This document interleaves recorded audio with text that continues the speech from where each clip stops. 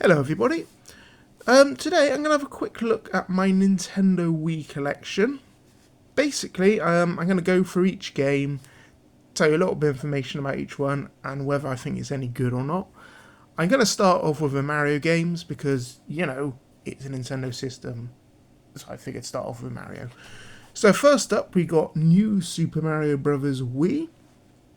This is a 2D platformer in the style of the old 8-bit and 16-bit Mario games, but they have upgraded the graphics significantly. Sort of a sequel to a 3DS game. This is a really fun little game, this. Up to 4 people, or you can just play single player, it's good either way. Definitely recommended this one. Next up, we got Mario Kart Wii. Obviously a racing game, kart game. Really good little game, this. I believe this was the best-selling Nintendo Wii game, as far as I know. Well, apart from Wii Sports, but again, that came bundled with it. Great little game, this. Good for multiplayer, good for single player. It did originally include a little steering wheel, which I lost somewhere along the line. But you can still just use like a GameCube controller or a classic controller, which I tend to use a GameCube myself. Yeah, really good little game, this. I'd say it's worth getting, but to be honest, if you've got a Wii, you've probably already got it. Next up, Super Mario Bros. All-Stars. So this is basically 4 Mario games on one disc. You've got Mario 1, 2 and 3. And you got Mario Lost Levels, which is the Japanese Mario 2. Upgraded the graphics slightly in this, because this is originally a Super Nintendo game, so the graphics are sort of remade for 16-bit as opposed to being 8-bit in the original. But it plays pretty much the same as the classic Mario games. They have added a save feature as well, which is useful because the original NES game didn't have that. Yeah, really good little game, this. Next up, we got Super Mario Galaxy. This is 3D platformer. Amazing game, this. If you've never played it, obviously you're Mario in it. You fly on, each level consists of sort of like a different planet, and there's always tiny little planets, almost like comets, where you can jump to. It uses the nunchuck and a Wii remote at the same time. It's weird because it does have motion control in it, but it just feels so well integrated into the game itself. It's just, honestly, it's a fantastic game. I'd probably go as far to say this is probably the best game on the system, in all honesty. 100%, 10 out of 10 game. It's a fantastic little title, Mario Galaxy. I believe this got re-released a few years ago as well on the Switch. I haven't played a Switch version, admittedly, but if it's anything like this, it'd be really good. And that was followed up with Super Mario Galaxy 2. Again, more of the same, which is a very good thing, because as I said, the first one was very good. Again, you're flying around the little planets and use little mini comets. This one also has Yoshi in it, as you can see from the cover. Yeah, cracking little game, this. 100% definitely worth playing as well. Seems to go for a little bit more money, part 2, than the first one did, but as I said, if you got a Wii, definitely worth getting. Next up, I got Mario Power Tennis. New Play Control. Basically, the New Play Control series was effectively re-released GameCube games, only they shoehorned in motion control. In fact, I've actually got the GameCube version as well. It's a good game. The only issue I'd say with it is you cannot play with a traditional control method in this. You have to use a motion controller, which seems odd that it doesn't support the GameCube controller, even though it's a GameCube game. I find that a little bit strange. But, as I said, if you like tennis, it's tennis with Mario characters, really is. Lots of little extra mini-games and things to keep you entertained. Still pretty good, but I'd say if you've got a GameCube, I'd say probably get the GameCube version, but if you haven't, the Wii version's still pretty good. Next up, I got Super Smash Bros. Brawl, or Super Smash Bros. As some people like to call it. This is, well, it's basically a fighting game. You have up to 4 people. Series of Nintendo characters. You've also got other people, like you got like Snake from Metal Gear and Sonic from, Sonic. Yeah, really good game, this. I wouldn't say it's quite as good as Brawl on the GameCube, but it's still pretty good. Has quite an in-depth single-player mode as well. It's almost like a sort of this platformy sort of game you can play, as well as just playing sort of regular Smash. So, yeah, if you want a Smash game, pretty good choice. So, seeing how I talked about Mario, I thought it's only fair that I talk about Wario this time. This is Wario Land: The Shake Dimension. This is a 2D platformer, obviously starring Wario. Basically, you start a level, you got to get to the end of a level, you find, it's usually just like a big bag of money, something like that, and then you have to quickly rush back to the start of a level within a time limit it's set to, because when you nick it, it basically says, alright, you have 2 minutes to get to the end of the level, or to get to the beginning of the level, sorry. And if you don't, then you have to restart the whole thing again. Yeah, it's a pretty good game. I wouldn't say it's quite as good as the 2D Mario games, but it's yeah, still worth a look at it. And we've also got WarioWare Smooth Moves. This is, well, if you've never played any of the WarioWare games, they're basically, well, I wouldn't even call them mini games, they're almost micro games. They're very short fire, small little games. He basically keeps them going, the game gets faster and faster until you run out of lives. Yeah, really good game, this. I'd say it works better as a party game, because there are bits in this game which I generally found quite funny. It uses a remote in a quite interesting different ways. There's also sort of like retro modes as well, where it uses old Nintendo games for mini games. Yeah, really good little game. Next up, we got Kirby's Adventure Wii. It's obviously a Kirby game, 2D platformer. All really good fun, the Kirby games, whichever one you buy. Is a little bit on the easy side. I mean, it is aimed at kids after all, but still really good fun to play as well. Good single-player campaign, and again, you got multiplayer if you want it. You got mini games if you want it. Yeah, really good. You can't really go wrong with any of the Kirby games. I believe there's also Epic Yarn on the Wii, which is similar sort of thing. I unfortunately don't have that. But, yeah, it's a really good game. Next up, Link's Crossbow Training. So, this is basically an on-rail shooter, which takes place in the Zelda universe, as it were. This originally came bundled with a Wii Zapper, which is kind of why I bought it, to be honest. It's its own, it's a good game in its own right. Little bit on the short side, and it's not going to have a longevity of a traditional Zelda game would, but still pretty good. And I also got Sonic Colors, obviously made by Sega. This is Sonic game. Sort of mixes elements of 2D platformers and 3D platform as well. Really fun little game, this. Yeah, if you ever played Sonic, you kind of know what to expect. I believe, again, this also got a re-release on the Switch. I believe on the PS4 and the Xbox One as well, a couple of years ago.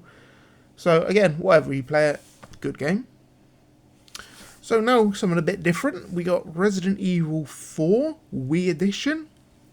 This is a port of a GameCube game, Resident Evil 4. Fantastic game, Resident Evil 4.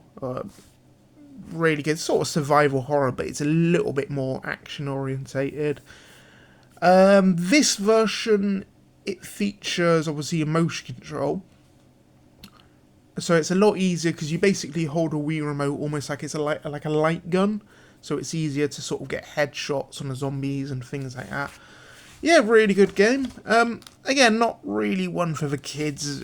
It's quite gory and, a little bit sweary in places. But overall, still a really fun game. I'd actually probably say I played this more than I played the GameCube version, to be honest. But yeah, really nice. And we got Resident Evil: The Umbrella Chronicles. This is basically an on-rails light gun game. Again, you use a Wii remote as a light gun. Yeah, really.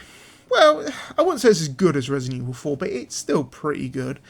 It reuses areas from some of the previous Resident Evils, like where you go from 0, 1, and 3. So you're sort of wandering around Raccoon City and things like that. It's almost like a reimagining of those games. But yeah, it's worth playing if you like Resident Evil, or indeed if you like rail shooters. And that got a sequel as well. Resident Evil: The Dark Side Chronicles. This again is kind of more of the same. Reuse some aspects from, I think, Resi 4, Resi 5 and 2, I think, as well. Yeah, really nice little game. Bit more of a story in this one as well. They sort of fleshed it out. It feels a little bit more like its own game in this. But yeah, again, how much you like this is going to depend on how much you like Resident Evil, really. So next up, we got Tatsunoko versus Capcom Ultimate All-Stars. This is a 2D fighting game. If you've ever played anything like Marvel vs. Capcom or Capcom vs. SNK, you'll know what to expect there. It's basically Street Fighter characters, plus you got, you know, other people from Capcom franchises. And it's against Tatsunoko characters, which is a Japanese anime house, I believe. Yeah, really good. It never really got its own Street Fighter game on Wii. I mean, there's a few on the Virtual Console, but it never actually got like a proper release of a Street Fighter game. So this is basically the nearest you're going to get. Yeah, it's really good. I'd say you probably either want a classic controller or the GameCube controller, or even an arcade stick, because I know they did produce an arcade stick with this. Playing it with the standard Wii remote and nunchuck isn't the best, I've found. I tend to use a GameCube myself. Another 2D fighter, we got Guilty Gear XX Core. Again, port of an arcade game, I think, 2D fighter. Pretty good. If you've ever played any of the Blaze Blue games, they're similar sort of thing. Really nice art style. Kind of reminded me a little bit of a Neo Geo game, this one. But yeah, pretty good. Again, how much you like 2D fighters, really. Then we got Metal Slug Anthropology. This is a compilation of Metal Slug. I think it's got 1 to 6 on it, all from, well, I believe 6 was an arcade title, 1 to 5 was Neo Geo ports. Yeah, pretty good game, this. The emulation's good. I wouldn't say it's 100% perfect. I think if you're playing a more modern system, it might be slightly better, but still pretty good. Next up, we got GoldenEye 007. It's a first-person shooter, obviously. Well, it's a remake of this, GoldenEye, from the N64. They have changed a few things. It's almost like more of a reimagining than it is a straight-out remake.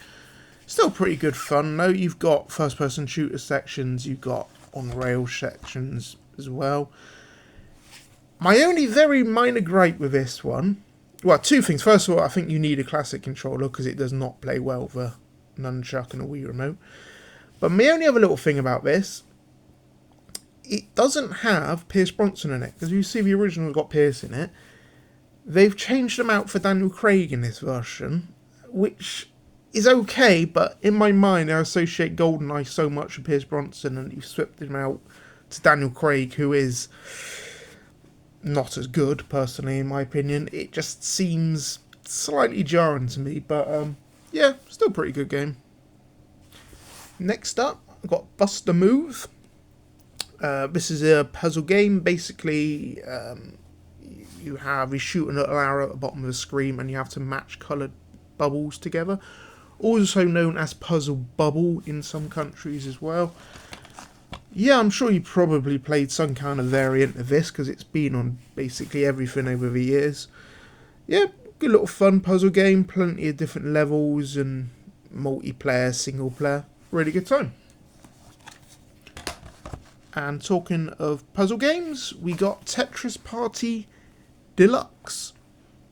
I believe the original Tetris Party was a downloadable game on a Wii shop, and this is just an enhanced version of it.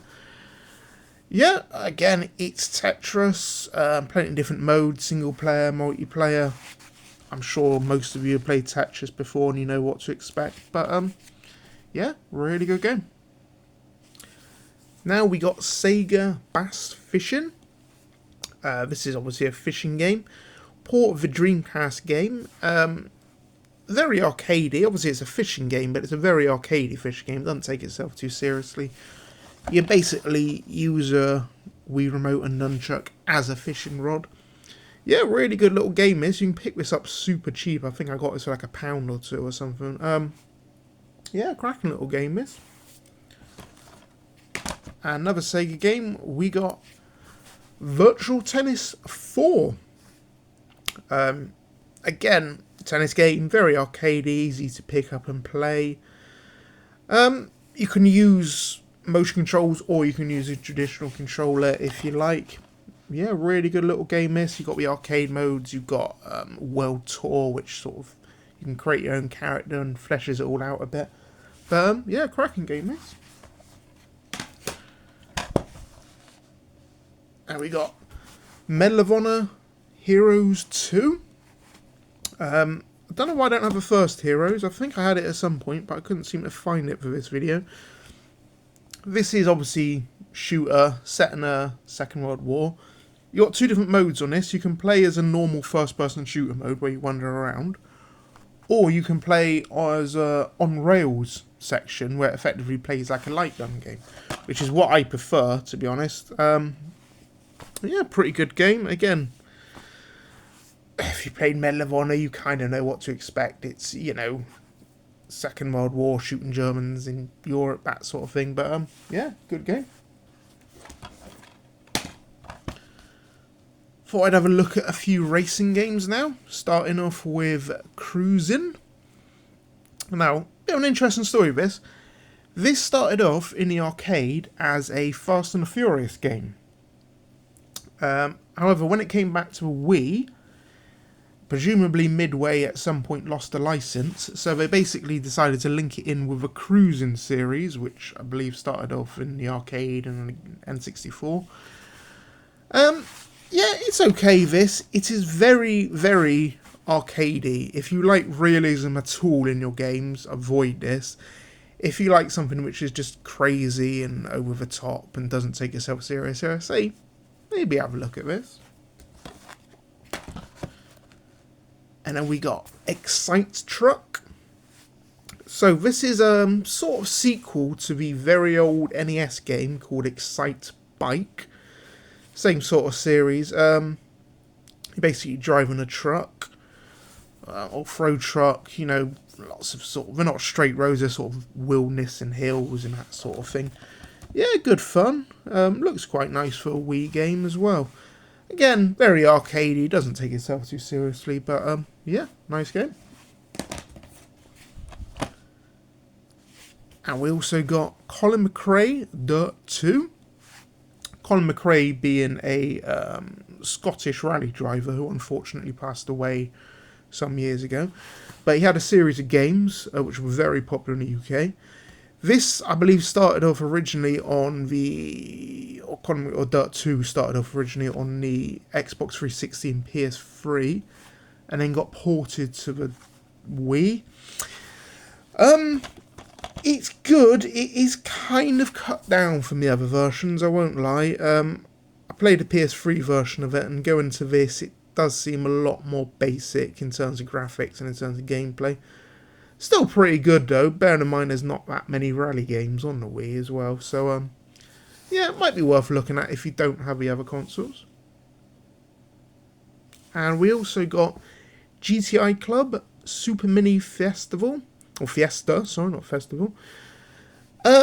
This is, well, basically, GTI Club was originally a arcade title in the late 90s made by Konami, kind of influenced by the Italian Job, because you're driving minis around sort of parts of Italy and things like that. This is a sort of, how can you put it now, like a rebrand of it. It's a new game, but it sort of plays a bit like it. It's not a direct port, but you've got different cities. You've got, obviously, south of France, Italy, New York, Paris, London. It's quite interesting because the paths, they're not straight circuits as such. There's lots of little cuts and shortcuts and things like that. So you sort of have to learn the tracks in it a little bit. Yeah, pretty good game this. You don't seem to see this very often as well. I've never once seen this game in the shops. I only bought this because I found it on eBay once. So it might be a little bit tricky to find that one. Then we got SNK Arcade Classics. Excuse me. This is, well, basically a ton of Neo Geo games on the GameCube, similar to the Metal Slug one you saw earlier. As said, you've got King of Monsters, Metal Slug, Shock Troopers, Neo Turf Masters, World Heroes, Top Hunter. Yeah, good little game this. Again, the emulation isn't 100% perfect. Probably slightly better on modern systems, but still pretty good. Again, I'd say you probably want a classic controller for this, because it doesn't work that well with the Wii and Nunchuck. Then we got Tom Clancy's Splinter Cell Double Agent. If you ever played any Splinter Cell games, they're basically, well, they're stealth games really. Kind of like Metal Gear, but not as good, in all honesty. Not necessarily bad or anything, but yeah, I didn't mind this. It was fine. I wouldn't go crazy for it or anything, but yeah, it's okay. And we also got Knight's Journey of Dreams. So this is a sequel to a Sega Saturn game from the mid-90s.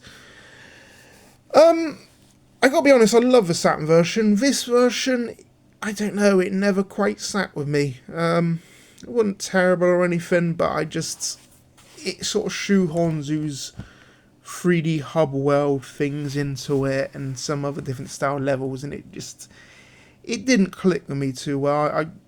I'd say try out the Saturn version, but unfortunately I know it has been delisted recently on online stores, but yeah, it's okay. It wasn't awful, but it just didn't quite sit with me.